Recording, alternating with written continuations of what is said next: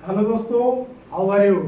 आशा करता हूँ आप सभी बहुत अच्छे होंगे और अपनी परीक्षा की तैयारी बहुत अच्छे से कर रहे हैं। मैं धर्मेंद्र आप सभी को आपके अपने यूट्यूब चैनल कैरियर विन में स्वागत करता हूँ। आइए आज हम जिरंड को पढ़ें। पिछले क्लास में हमने इन्फिनेटिव को ख़त्म किया है।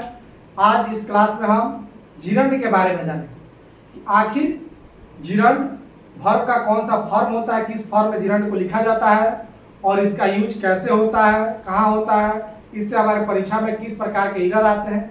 इन सारे बात को आज इस छोटे से क्लास में हम जानेंगे। तो सबसे पहले जिरंड में वर्ब का कौन सा फॉर्म लिखा जाता है? चौथा रूप, वर्ब प्लस आईएनजी। जिरंड जब भी लिखना हो तो कैसा लिखेगा आप? V4 verb plus ING. यही क्या होता है? जिरंड होता है। कब जिरंड होता है? जब यह नाउन का काम करे। क्लियर? तो वर्ब प्लस आईएनजी वाला फॉर्म जिरंड होता है जब यह नाउन का काम करे। किसका काम करे? नाउन का काम। तो जिरंड का काम क्या होता है सेंटेंस में? वर्ब के अलावा यह नाउन का भी काम करता है। हम जब से आपको नॉन फाइनाइट वर्ब पढ़ा रहे हैं तब से बात बोल रहे हैं कि जो भी इन्फिनेटिव है, जिरंड है, पार्टिसिपल है, इसमें वर्ब का तो गुण रहेगा ही, इसके अलावा इसमें दूसरे पार्ट्स ऑफ स्पीच का भी गुण होता है। जैसे इन्फिनेटिव में बताए थे हम, उसमें वर्ब के अलावा नाउन का, एडजेक्टिव का और एडवर्ब का गुण पाया जाता है। और जिरंड में वर्ब के अलावा यह किसका गुण पाया जाता है? इसमें नाउन का। वर्ब के साथ साथ यह किसका काम करेगा? नाउन का। तो जिरंड किसका काम करता है? नाउन का। सेंटेंस में यह किसका काम करेगा? जिरंड, नाउन का। जिरंड को किस फॉर्म में लिखेंगे? तो V4 के रूप में लिखेंगे। जब भी आप हम कहें कि जिरंड का फॉर्म यहाँ लगेगा, यहाँ जिरंड लगेगा, तो समझ जाइए कि वर्ब का चौथा रूप लगेगा। ठीक है। अच्छा, हम बताए थे इन्फिनेटिव जब बताए थे तो वहां बताए थे कि इन्फिनेटिव भी जो नाउन का काम करता है और जिरंड भी नाउन का काम करता है। तो दोनों नाउन का काम करते हैं, तो इनमें अंतर क्या है? हल्का सा अंतर कि जो इन्फिनेटिव है वो किसी पार्टिकुलर एक्शन, खास एक्शन को बताता है और वह एक्शन आने वाले एक्शन को बताता है। उसमें क्या है? पार्टिकुलर और आने वाला एक्शन, यानी वह क्या होगा? बाद में होने वाले काम को बताएगा। यहाँ पे यह जनरल एक्शन, तो पार्टिकुलर जनरल वाला में नहीं होना है, इसमें कोई बहुत बड़ा दिक्कत नहीं है। पार्टिकुलर जनरल के चलते आपको उतना सोचना नहीं है। जहाँ पार्टिकुलर जनरल नहीं समझ में आए तो कोई लगा सकते हैं आप। इन्फिनेटिव का यूज भी कर सकते हैं, जिरंड का भी यूज कर सकते हैं। अगर आपके दिमाग में क्लियर नहीं हो रहा है कि यह किसी खास एक्शन की बात कर रहा है या इन जनरल एक्शन की बात कर रहा है, तो किसी खास पार्टिकुलर का बात करता है तो हाँ इन्फिनेटिव लगता है, और इन जनरल की बात करता है तो कहाँ क्या लगता है? जिरंड लगता है। लेकिन इस दूसरे बात को ध्यान रखिएगा कि आने वाला एक्शन को बताना हो, अभी जो एक्शन नहीं हुआ है, जो फ्यूचर में एक्शन होगा, उसको बताने के लिए इन्फिनेटिव का यूज होता है। और जो ऑलरेडी एक्सपीरियंस हो चुका है, जो घट चुका है एक्शन, उसको बताने के लिए जिरंड का यूज होता है। इस बात को ध्यान रखिएगा यहाँ पे कि जिरंड का यूज ऑलरेडी एक्सपीरियंस एक्टिविटी के लिए होता है, यानी जो चीज हो चुका है उसके लिए किसका यूज होगा? जिरंड का। और इन्फिनेटिव का यूज किसके लिए होता है? आने वाले के, फ्यूचर वाले के लिए। क्लियर? इस पे आएगा हम जब कुछ ऐसे वर्ब है जिसके साथ कभी इन्फिनेटिव यूज होता है, कभी जिरंड यूज होता है, तहाँ यही बात काम आएगा कि जब ऑलरेडी हैपन रहेगा, ऑलरेडी एक्सपीरियंस रहेगा, तहाँ जिरंड लगेगा। जहाँ फ्यूचर की बात रहेगी तहाँ क्या लगेगा? इन्फिनेटिव लगेगा। तो यह बात आपको जब पढ़ाएंगे कुछ ऐसे वर्ब जिसके साथ both infinitive and gerund use होता है अलग अलग सिचुएशन में। जब सिचुएशन ऑलरेडी एक्सपीरियंस हो तब किसका यूज करेंगे? जिरंड का। जब सिचुएशन क्या हो कि फ्यूचर में एक्शन होने वाला हो तब वहां पे किसका यूज करेंगे? इन्फिनेटिव का। तो यह बात ध्यान रखिएगा। ठीक है, ये मोटा मोटी बात आपको ध्यान रखना है। 3 बातें हो गई कि जिरंड का भरपूर होता है, जिरंड भरपूर होता है, यह किसका काम करता है? नाउन का। जिरंड किस प्रकार के एक्शन को बताता है? इन जनरल एक्टिविटी को बताता है, या ऑलरेडी हैपन या ऑलरेडी एक्सपीरियंस एक्टिविटी को बताता है, जो यानी पास्ट की एक्टिविटी। एक प्रकार समझिए, जो वर्ब कहेंगे उस वर्ब के पहले दूसरा जो काम हो गया रहेगा उसको बताना हो तो आप किसका यूज करेंगे? जिरंड का यूज करेंगे। आइए, जब हम जानते हैं कि जिरंड का यूज नाउन की तरह होता है तो यह सब्जेक्ट भी बन सकता है, ऑब्जेक्ट भी बन सकता है, कंप्लीमेंट। नाउन का काम ही क्या होता है सेंटेंस में? नाउन तीन ही चीज बनता है सेंटेंस में। क्या क्या बनता है? नाउन सेंटेंस में तीन ही चीज बनता है, सब्जेक्ट, ऑब्जेक्ट और कंप्लीमेंट। क्लियर? तो जब यह जिरंड नाउन है तो यह सेंटेंस में क्या बन सकता है? सब्जेक्ट भी बन सकता है, ऑब्जेक्ट भी बन सकता है और कंप्लीमेंट भी बन सकता है। तो देखिए यहां पर लिखे swimming is good exercise. Swimming क्या है? अच्छा एक्सरसाइज है। तो यहाँ पे आप बताइए किसका है? स्विमिंग लिखा है ना, सब्जेक्ट के रूप में इस्तेमाल किया है। इसमें किसका रूप इस्तेमाल किया है? सब्जेक्ट के रूप में। रीडिंग इंप्रूव्स नॉलेज, यहाँ पर भी रीडिंग का यूज किसके रूप में किया है? देखिए सब्जेक्ट के रूप में लिखना है वर्ब, तो क्या लिखा है? जिरंड के फॉर्म में लिखा है। यहाँ पे सब्जेक्ट के रूप में वर्ब लिखना है, किसके फॉर्म में लिखा है? जिरंड के फॉर्म में। एक बात और बताए थे, जब इन्फिनिटिव भी पढ़ाए थे ना, तो वहां पर भी बताए थे कि जब सब्जेक्ट के रूप में लिखना हो तो इन्फिनिटिव का भी यूज कर सकते हैं। तो सब्जेक्ट जब लिखना हो तो वहां पे आप इन्फिनिटिव का भी यूज कर सकते हैं या जिरंड का भी यूज कर सकते हैं। सब्जेक्ट वाला में उतना आप यह कर सकते हैं कि इन जनरल एक्टिविटी है कि हाँ भाई कोई स्विमिंग कीजिए, किसी प्रकार का स्विमिंग कीजिए, वो स्वास्थ्य के लिए अच्छा। यही बताया जाता है कि किसी खास प्रकार का बटरफ्लाई जो स्विमिंग है वो हमारे स्वास्थ्य के लिए अच्छा है, चाहे वो स्वास्थ्य के लिए खराब है, ऐसा बताया जाता। तो खास हो जाता तो मान लीजिए आप 2 प्लस इन्फिनिटिव लिखते। लेकिन कोई अगर जहां नहीं समझ में, चाहे इतना दिमाग भी नहीं लगाना है, सब्जेक्ट के रूप में आप जो चाहे मन करें, जब जिरंड मन करे जिरंड लिखिए, जब इन्फिनिटिव मन करे इन्फिनिटिव लिखिए, उतना सब्जेक्ट वाला मत सोचिएगा, क्योंकि मॉडर्न ग्रामर में इसका अंतर खत्म हो चुका है। तो सब्जेक्ट के रूप में आप जब वर्ब लिखना हो तो आप इन्फिनिटिव भी लिख सकते हैं, जिरंड भी लिख सकते हैं। To swimming is good exercise भी लिख सकते हैं, कोई दिक्कत नहीं। टू रीड इंप्रूव नॉलेज ये भी लिख सकते हैं, कोई दिक्कत नहीं, ठीक है ना। तो सब्जेक्ट वाला में मत भूलिए। हाँ, थोड़ा वर्ब वाला में हम आगे बताएंगे कि जब वर्ब करें, ऑब्जेक्ट वाला आपको बताएंगे कि ऑब्जेक्ट के रूप में जब इस्तेमाल होता है। देखिए यहाँ पे आई इंजॉय, मैं इंजॉय करता हूँ। क्या इंजॉय करता हूँ? रीडिंग। ये किसका काम कर रहा है? ऑब्जेक्ट का काम कर रहा है ना। सी अवॉइड, वो अवॉइड करती है, बचती है, किस चीज से बचती है? बात करने से। तब टॉकिंग क्या है? अब देखिए ऑब्जेक्ट के रूप में इन्फिनिटिव का भी यूज होता है और जिरंड का भी यूज होता है। लेकिन हम कल ही पिछले क्लास में पढ़ाए थे कि कुछ खास वर्ब है जिसके साथ जिरंड आता है, कुछ खास वर्ब है जिसके साथ इन्फिनिटिव आता है। तो पिछले क्लास में पढ़ाए थे कि कुछ खास वर्ब रहेगा, उस वर्ब के बाद इन्फिनिटिव लिखा जाता है, तो वही ऑब्जेक्ट बन रहा है। लेकिन कुछ खास वर्ब है तो अलग अलग वर्ब के साथ कभी ई वर्ब हमको याद रखना पड़ेगा, किस वर्ब के साथ क्या आता है? इन्फिनिटिव आता है, किस वर्ब के साथ ऑब्जेक्ट के रूप में जिरंड आता है। तो इस पर तो थोड़ा सा ध्यान देना पड़ेगा। या अभी बताएंगे कि कौन सा वर्ब है जिसके बाद आप जिरंड का यूज कीजिएगा। पिछले क्लास में बता दिए थे कौन सा वर्ब है जिसके बाद आप इन्फिनिटिव का यूज कीजिएगा। लेकिन यहाँ पे हम बताएंगे आगे ऑब्जेक्ट के रूप में तो ठीक है कि ऑब्जेक्ट के रूप में आप जिरंड का यूज कीजिएगा, लेकिन सभी वर्ब के बाद ऑब्जेक्ट के रूप में जिरंड का यूज नहीं कर सकते। कुछ खास वर्ब है उसी के बाद ऑब्जेक्ट के रूप में किसका यूज किया जाएगा? जिरंड का। वो हम इसके बाद उसका लिस्ट बताएंगे, उसको ध्यान रखना है कि किस वर्ब के बाद ऑब्जेक्ट के रूप में जिरंड का यूज करना था। ये क्लियर? कि देखिए सब्जेक्ट बन गया, ऑब्जेक्ट बन गया। अब आइए जान लेते हैं कॉम्प्लीमेंट। तो जिरंड किसका काम करती है? या जिरंड नाउन का काम करता है, तो सब्जेक्ट भी बन जाएगा, ऑब्जेक्ट भी बन जाएगा, कॉम्प्लीमेंट भी बन जाएगा। तो देखिए यहाँ पे कॉम्प्लीमेंट बनाई कीजिए, मार्क के बाद लिखे माई हॉबी इज, मेरा हॉबी क्या है? पढ़ाना, टीचिंग। मेरा हॉबी क्या है? टीचिंग, पढ़ाना। हर पैशन, उसका पैशन क्या है भाई? डांस करना।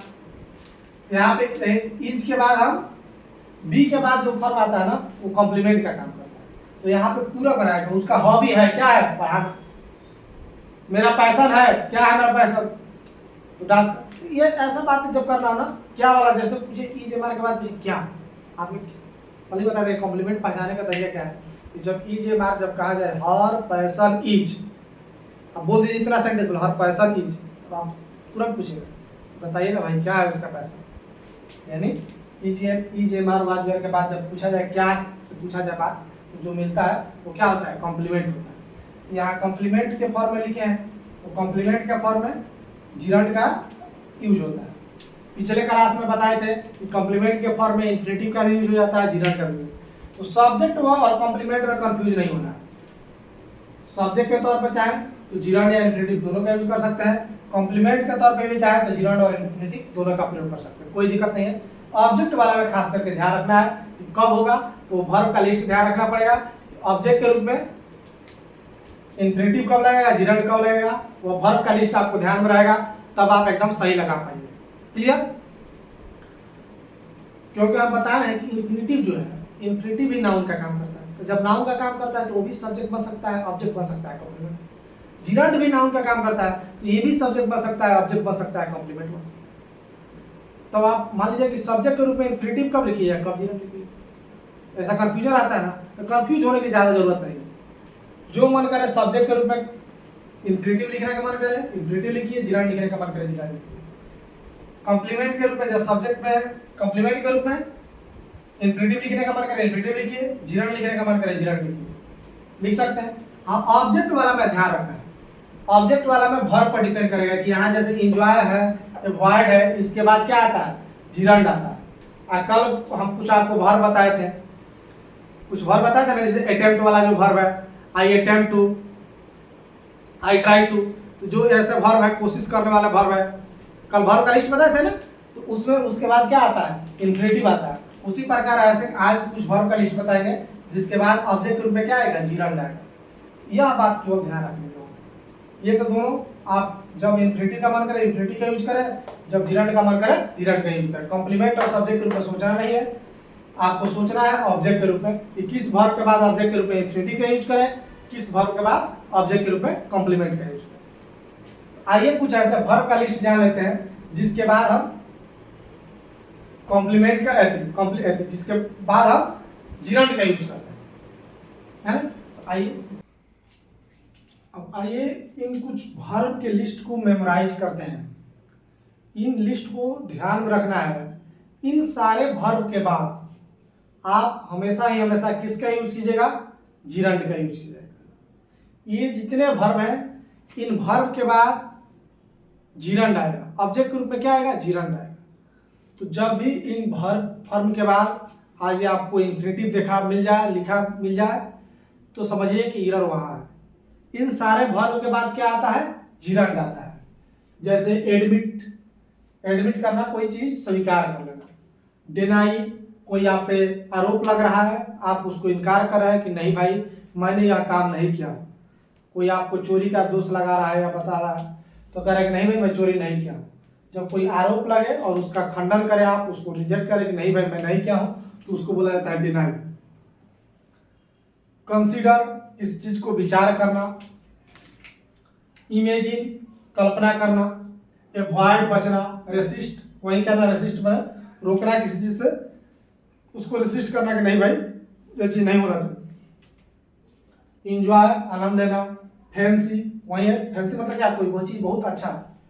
सजेस्ट, सलाह। फिनिश, समाप्त। पोस्टपोन, पोस्टपोन समझता है ना, पोस्टपोन मतलब क्या होता है, कोई चीज स्थगित करना। डिले, देर करना। बीजी, एस्केप, एस्केप मतलब होता है बच के निकल जाना। कोई चीज मान लीजिए कोई मुसीबत है, उससे आप क्या करें, एस्केप करके बच के निकले। मान लीजिए पुलिस गोली चला रहा है, आप वहां से बच के निकले तो एस्केप करेगा, मतलब बच के निकलेगा। फॉरगिव, क्षमा करना। एक्सक्यूज, कोई बहाना, कोई। प्रैक्टिस, अभ्यास करना।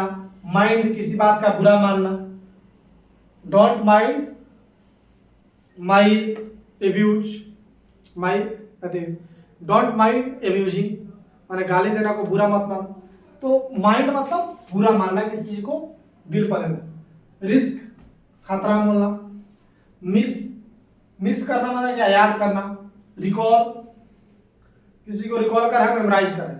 तो इन सारे वर्ब के बाद ये जो है ना, परीक्षा में बहुत बार आपको देखने का डिनाई मिलता है। डिनाई बहुत बार देखने को मिलेगा। अवॉइड मिलेगा, इंजॉय मिलेगा, बीजी मिलेगा, सजेस्ट मिलेगा, फिनिश मिलेगा, ये बहुत बार देखने को मिलते हैं।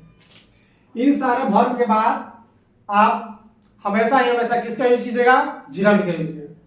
ध्यान रखिएगा, ये जितने वर्ब है इनके बाद किसका यूज होगा, जिरंड का यूज होगा। आइए देखते हैं कुछ question. He see denied dash the money, वह इनकार कर दी मनी। आप देखिए यहां पे क्या भरेगा, stealing, steal, stole to steal. अब बताइए डिनाई के बाद कौन सा फॉर्म आता है, जिरंड आता है। वह इनकार कर दी कि भाई वो पैसा नहीं चुराई है, वह इनकार कर दी कि भाई पैसा वह नहीं चुराई है, और पैसा चुराने में कहीं नहीं शामिल है, उस पर पैसा चोरी का आरोप लग रहा था, स्टीलिंग का, चोरी का, वह उस चोरी के आरोप से क्या कर दी, इनकार कर दी भाई। तो डिनाई के बाद क्या लिखेंगे, स्टीलिंग लिखेंगे, स्टील लिखेंगे, स्टोल लिखेंगे, टू स्टील लिखेंगे। डिनाई के बाद क्या आता है, जिरंड फॉर्म आता है, यानी वाला ए नंबर आंसर होगा। क्लियर। तो आपको ध्यान रखना है कि इन सारे फॉर्म के बाद कौन सा फॉर्म आएगा, जिरंड का फॉर्म आएगा। दूसरा क्वेश्चन देखिए, सी मतलब he finish to write the report before lunch. अब बताइए फिनिश के बाद कौन सा फॉर्म आता है, इंफिनिटिव या जिरंड, जिरंड आता है। यहां पर लिखा है इंफिनिटिव, तो गलत है, आपको क्या लिखना पड़ेगा, राइट, राइटिंग, क्या लिखना पड़ेगा, writing. He finish writing the report before lunch, lunch के पहले वह लिखना क्या कर दिया, समाप्त कर दिया। राम सजेस्टेड गो देयर, नहीं, राम सजेस्टेड, सजेशन के बाद क्या आता है, जिरंड आता है। राम सजेस्टेड गोइंग देयर, गो नहीं होगा, क्या होगा, गोइंग होगा। तो ये जितने वर्ब है, इन सारे वर्ब के बाद किसका यूज होता है, जिरंड का यूज होता है। क्लियर। तो ये जितने वर्ब है, इन सारे वर्ब के बाद जिरंड का यूज होगा। ध्यान रखिए, इस वर्ब पर को 2-4 बार बोलिएगा ना, दिमाग में सेट हो जाएगा, और बार बार क्वेश्चन आएगा आपके दिमाग में, रिवाइज होते होते बैठ जाएगा। इन सारे वर्ब के बाद किसका यूज होता है, जिरंड का यूज होता है। आइए कुछ और बात जान लेते हैं। आइए एक लास्ट छोटा सा बात आप ध्यान रखिएगा कि जब भी प्रीपोजिशन के बाद आपको वर्ब का कौन सा फॉर्म लिखना है, हमेशा जिरंड वाला फॉर्म। तो gerund is use after preposition, preposition के बाद हमेशा ही हमेशा आपको वर्ब का चौथा रूप यानी जिरंड लिखना है। क्लियर। तो प्रीपोजिशन के बाद हमेशा ही हमेशा किसका यूज कीजिएगा, जिरंड का, यानी V4 का यूज होना है। प्रीपोजिशन के बाद वर्ब का कोई दूसरा फॉर्म नहीं आएगा, हमेशा V4 आएगा, जिरंड नहीं आएगा। क्लियर। तो यह बात ध्यान रखिएगा कि जिरंड प्रीपोजिशन के बाद किसका यूज होता है, जिरंड का यूज होता है, दूसरा किसी का नहीं। लिखे ही इज फॉन्ड ऑफ, वह शौकीन है, किस चीज का शौकीन है, गाना गाने का, वह गाने गाने का शौकीन है। वह कह दे कि अच्छे मिठाई खाने का शौकीन है, वह चाय पीने का शौकीन है।